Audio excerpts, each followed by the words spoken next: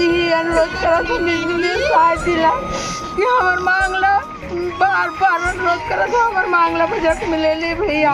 हम 600 रुपया जिंदगी नहीं कर सकन बीस दे भैया और बजट में मोर मांगला पूरा कर देवे भैया। दोस्तों नमस्कार, मैं हूं कच्चन सेंद्रे और आप देख रहे हैं खबर लहरिया। अभी मैं मौजूद हूं छत्तीसगढ़ की राजधानी रायपुर के तूता धरना स्थल पे, जहां पे 58 दिन से रसोइया संघ जो है अपनी 3 सूत्रीय मांगों को लेकर बैठा है। यहां के लोगों का आरोप है कि यहां पे सरकार के द्वारा किसी भी प्रकार की कोई सुविधाएं नहीं दी गई है। जो टेंट बनी हुई है उस टेंट से ज्यादा लोग यहाँ पे आ चुके हैं और आपको तस्वीर के माध्यम से भी देख सकते हैं कि यहाँ पे छोटे छोटे टेंट लगा के यहाँ पे रहने को मजबूर है। यहाँ पे ना तो पानी की व्यवस्था है, ना ही यहाँ पे सुरक्षा की व्यवस्था है। कुछ ही दूर यहाँ पे वीआईपी लोगों के बंगले हैं, मंत्री विधायकों के बंगले हैं, लेकिन इनकी सूद लेने के लिए कोई भी नहीं आया है। दोस्तों मैं आपको बता दूं कि 2 रसोइया संघ की यहाँ पे मृत्यु भी हो चुकी है। हमने रसोइया संघ के अध्यक्ष और कुछ महिला कार्यकर्ताओं से भी बात किया और जानने की कोशिश करी कि क्या कुछ उनकी मांगे हैं। आइए आपको हम सुनवाते हैं। समाप्त करने के लिए हमारे ऊपर दबाव बनाया जा रहा है। क्या हम लोग गलत काम कर रहे हैं कि हम लोग किसी के पास चोरी चकारी कर रहे हैं या किसी का खून मर्डर कर रहे हैं? हम लोग सिर्फ अपनी मांगों को लेकर बैठे हुए हैं। इसमें भी प्रशासन हम लोग को दबाव बनाती रहती है कि आप लोग हटो, उठ जाओ, यहाँ से जाओ, अपनी संख्याओं को मत बुलाओ करके। क्या अपना अधिकार मांगना गलत है?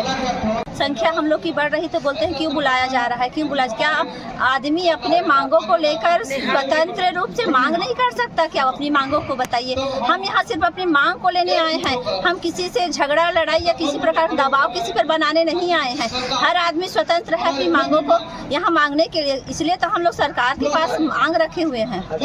तूता धरना स्थल पे क्या कुछ परेशानी आपको नजर आ रही है? परेशानियाँ तो बहुत सारी है, असुविधाएं हैं। आप लोग तो देख ही रहे हैं कि यहाँ पानी से लेकर हर चीज़ की दिक्कतें हैं। रहने का भी जो डोम बनाया गया है, डोम भी छोटा हो रहा है हम लोग के लिए।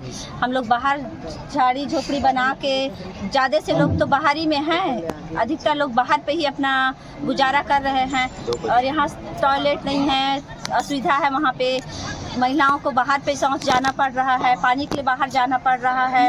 हम लोगों ने 29/12/2025 से लेकर आज तक मतलब 58 दिन तक हम लोगों ने 3 सूत्री मांग को लेकर यहाँ पर बैठे हैं। आज 58 दिन हो रहा है, लेकिन आज तक सरकार की तरफ से किसी भी प्रकार का रसोइया संगठन के बारे में पहल नहीं किया गया।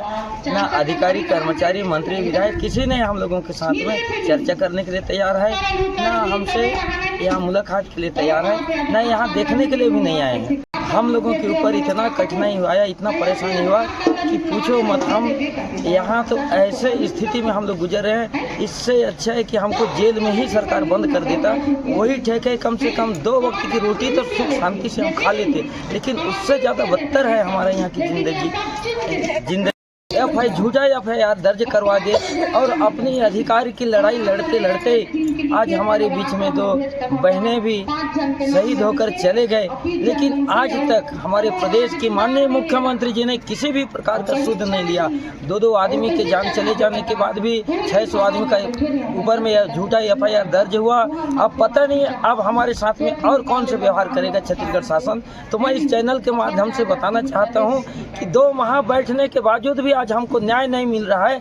तो अब हम किसके पास में आज छत्तीसगढ़ में हम न्याय मांगने के लिए गए? क्या प्रजातंत्र राज खत्म हो चुका है क्या? तुम बैठ जाओ, मशीन में खाना बनवाएंगे, पुलिस खाना बनवाएंगे मशीन में करके।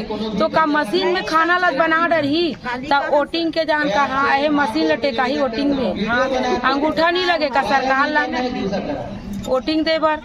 शिक्षा मंत्री के पास गेरिन है हमारे भैया मन है, बहनी मन है। तो शिक्षा मंत्री कहा बोलिस कि 25% दो और उठो। 25% के मतलब 500 अभी ना 2000 मिला थे ना, वो में हमारा 2500 धरो और जाओ करके। आपकी मांग पूरी नहीं होती है तो आप क्या करने वाले हैं? अगर हमारी मांग पूरी नहीं होती है तो हम लोग कुछ नहीं करने वाले हैं। हम लोग 0 पे जाएंगे, लेकिन सरकार ये हमारी हार नहीं होगी, ये सरकार की हार होगी।